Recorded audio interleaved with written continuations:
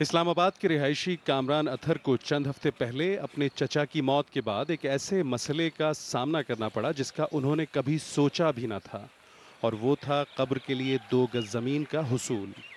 ان کے چچا ایک سرکاری بینک کے بڑے افسر تھے اور ان کی طرح چند برس پہلے ہی کوئٹہ سے اسلام آباد منتقل ہوئے تھے۔ جو سرکاری قبرستان ہے H8 کا، اس میں پہلے تو یہ کہا جاتا رہا کہ وہ فل ہو چکا ہے، بعد میں یہ کہا گیا کہ آپ کے شناختی کارڈ پہ کیونکہ کوئٹہ کا ایڈریس ہے، اس لیے یہاں پر جو ہے وہ صرف اسلام آباد والوں کو اجازت دی جاتی ہے دفن ہونے کی۔ تو جو آدمی اسلام آباد کا نہیں ہے، یا تو مردہ جلائے اپنا، وہ کیا کرے، کہاں لے کے جائے وہ پھر۔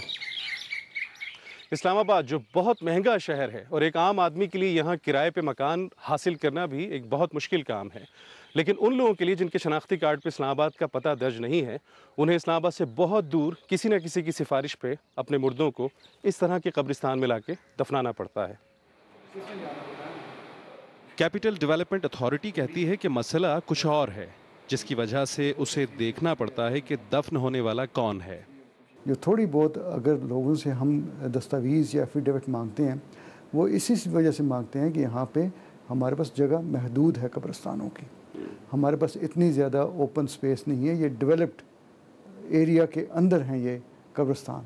اگر تو کسی اور مضافاتی علاقے کی طرح یا دیہات کی طرح ہوتا کہ کھلی زمین ہوتی، تو پھر تو شاید کوئی بھی آ کے کہیں پہ بھی دفن کر دیتا۔ اسلام آباد کے کئی علاقے نجی ہاؤسنگ سوسائٹیوں نے تعمیر کیے ہیں۔ سیکٹر E11 اس کی بہترین مثال ہے۔ یہ جگہ قبرستان کی تھی، اس میں بھی یہ ارد گرد سارے گھر بن گئے ہیں۔ لیکن بیشتر سوسائٹیوں میں بھی قبرستان نہیں، نقشوں میں تو تھے، پھر کہاں گئے؟ یہ بغیر CDA کی مرضی کے نہیں ہو سکتا تھا، بغیر سوسائٹی کے آفس بیررز کے نہیں ہو سکتا تھا۔ اس کی بہت شکایتیں بھی ہیں۔